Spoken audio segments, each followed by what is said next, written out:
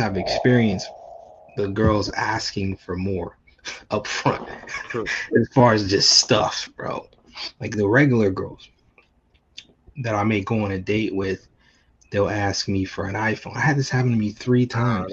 Fuck that. iPhone, new iPhone, 3 times in a row. Hey, Jamie Woods, we here to travel and motivate. No curry, we just trying to keep our minds in a golden state. We answer to nobody but the Lord, we control our fate. Too many things to see just to sit in a hole and bake. We growing, ayy.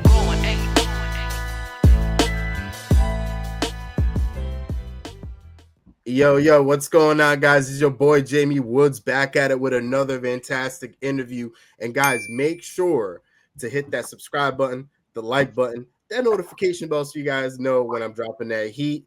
You know what I mean? But speaking of that heat, I want to get straight to it, guys. All right, no filler. We're going to get right into it. All right, my next special guest is someone that I actually met on TikTok. And one day I was just on TikTok and I saw one of his videos from Brazil. And he was in the streets of Brazil walking by himself. And I remember commenting on it. And I told him, bro, be very careful out there because shit be popping off. And then from there, one thing led to another. And I became such a huge fan of his content that I'm like, nah, man, I need to let this guy on, man, because he's fantastic. But if you guys don't know, this is my friend over here, Koby. What's going on, Koby? How you doing, man? Hey, what's up, bro? I'm good, man. Back home in Miami right now. So, How does it feel to be back home? It's cool, but I can only do like 4 to 6 weeks at a time because I like to travel. It gets boring here, bro. Bro, trust me, but I just got back from Colombia just a couple days ago, and the minute that I got here, bro, there's a bunch of tension. The Charlie Kirk stuff that happened, it's crazy. I want to go back to Colombia, man. I feel unsafe here. Yeah, man, it's always something, bro. I mean, that was an unfortunate situation, but it's always like you said, just tension in general, right? Everyone is always arguing about something, bro. Yeah. Always something. Yeah. Absolutely. Yeah. So, all right, my friend. So, can you tell people about you, like what your content is about, what you're all about, what your brand is about? Yeah. So, I just recently started to get on TikTok because I did kind of a South American tour. My birthday was in June, so I wanted to go to Brazil, right, for my birthday. And I figured while I'm down there, I've been to Colombia so many times, I wanted to hit up other countries. So I figured I'd go to Peru, Argentina, Chile, Brazil. Those four. The main cities like, Rio, Buenos Aires, Lima, and Santiago, Chile. And I never really was taking TikTok seriously. So I figured, you know what, let me just I think I saw one of your videos. I saw several different travel content creators. And I figured, let me just try this out, right? Because I'm gonna travel anyways, and I'm gonna film, so I might as well try it. So I just started filming TikTok videos, just whatever, like anything that came to my mind, like the one you saw when I was in Brazil. Yeah. Yo, it was funny because I actually was a little nervous during that video, but it was weird because I felt like I should be more afraid than I am. I don't know if it's because I'm black or whatever the case may be. Some people told me that. They're like, bro, because you're black, they probably thought you were Brazilian. Mm-hmm. So you camouflage. No one really, and I was wearing all black. I was wearing black sweats, black hoodie. So as a matter of fact, a little side note, I walked behind the lady and I swear she like sped up and kind of walked out of the way. She got scared. Yeah, but I didn't even realize it until I passed her. And I realized, oh, dang, she thought I could be, trying to be up to something. Trying to rob her. Yeah. The clip you saw, that kind of went a little viral. But yo, the first clip that went viral was in Lima. That's when I knew Lima, I think there's a huge audience for Lima, bro. Interesting. Yeah. Because if you go back on my page, that's what made me say to myself that I could do this. Because every time I would post something on Lima and it would just be like, yo, I'm at this restaurant trying ceviche. This is the best ceviche I've ever had. I mean, it would be true because, they're known for their food. It would just go crazy, like 10,000, 20,000 in just a couple hours views. And it just kept happening back to back. So I just kept the trend, bro. Yeah, overall, I'm just traveler since the pandemic.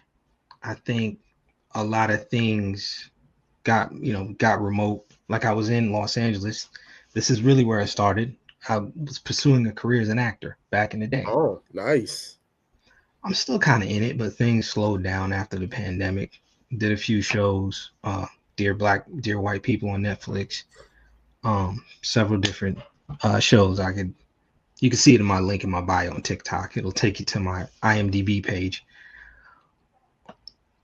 So I figured, all right, things have slowed down. I always wanted to travel. Passport movement took off. One of my homeboys that I grew up with from Medellin, just to make a long story short, he got deported after high school like 15 years ago. Wow. He hits me up during the pandemic and he says, bro, like people started to come to Medellin, man. I don't know what it is, but you should come out here. Go to Medellin in 2022. And that's really what started the travel thing. Because I realized there was a whole nother world out there. You know, I know you got a lot of videos on Medellin, but it was a life-changing experience. You know, when you drive around that hill from the airport and you see I know what you're talking about. The first time, it just blew my mind. And I came at night. So I was like overwhelmed. You know, everything changed after that. Now 3 years now. Traveled to maybe like 6 countries this year alone. Maybe 11 countries total. Colombia 12 times, bro. 12 times in the last 3 years for 2 to 4 weeks at a time. So, yeah. Well, I'm assuming Colombia must be your favorite country, man. As far as right now, yeah. I'm going to Thailand next month, though. So, well, I don't know if you saw my interview with Zuriaki, but he's pretty good. He's cool, bro. He cool people. Yeah, he's talking about how like now he prefers Thailand over Colombia. Mm-hmm. He was living in Colombia for many years. Mm-hmm. Yeah. I actually know him through a mutual friend who also lives in Colombia. But yeah, I'm going to check out Bangkok, Pattaya next month. It may change, bro, because you know those are the cool people always go back and forth. There's like a battle. Well, I think the only thing really, the only two things that I think Colombia has over Thailand, from what I've heard, is one, the convenience of it for us Americans, and then number two, the girls are just way more prettier. Yeah.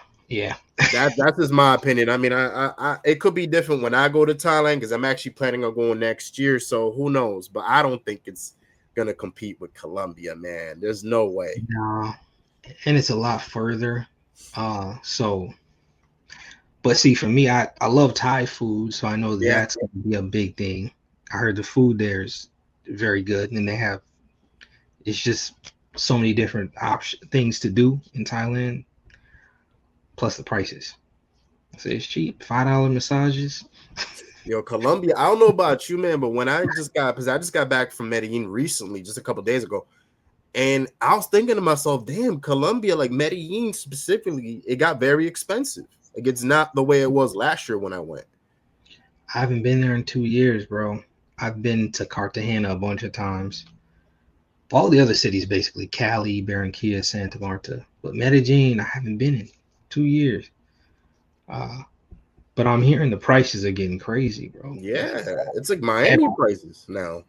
Here, when you go in the clubs to get a table, and it's expensive, and Airbnb. No, do they still have Airbnb, like short term? Yeah, they have short term Airbnbs. Okay. And of course, I think you covered this before. The druggings. They've been going on still. I mean, it's guys that are operating, and I think that are pretty sloppy. But I think you just got to be cautious. I've seen, or at least I've experienced, the girls asking for more up front as far as just stuff, bro. Like the regular girls that I may go on a date with, they'll ask me for an iPhone. I had this happen to me 3 times. Fuck that. iPhone, new iPhone, 3 times in a row. So I don't know. I don't know what these guys are doing, man.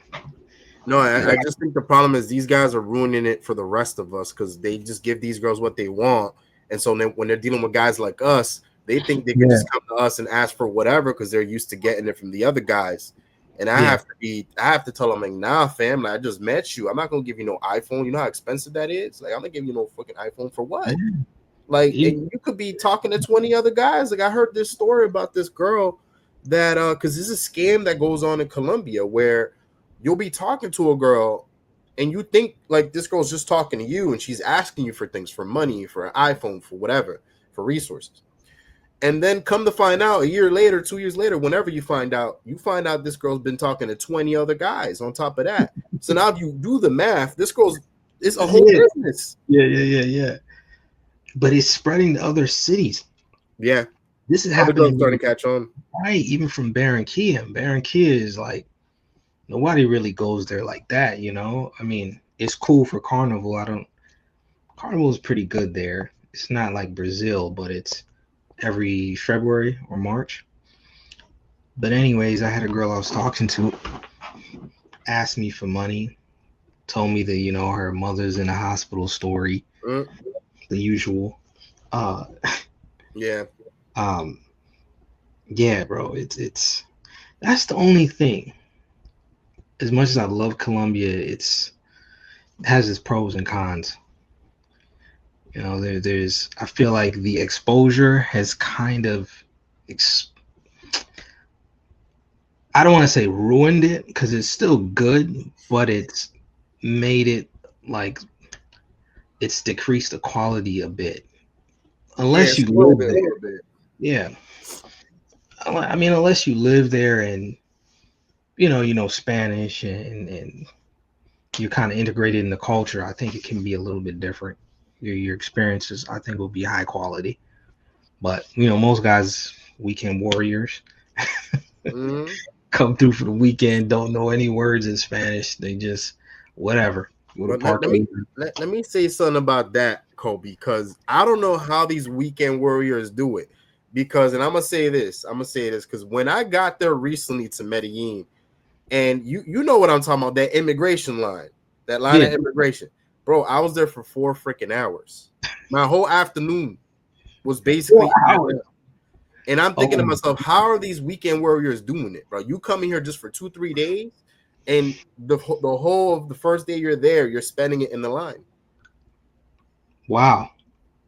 You know, like I said, I haven't been there in 2 years. It was bad, but it wasn't that bad. It was like it used to be like an hour and a half, 4 hours. Dude, it was 4 hours, bro. And I had someone waiting for me outside.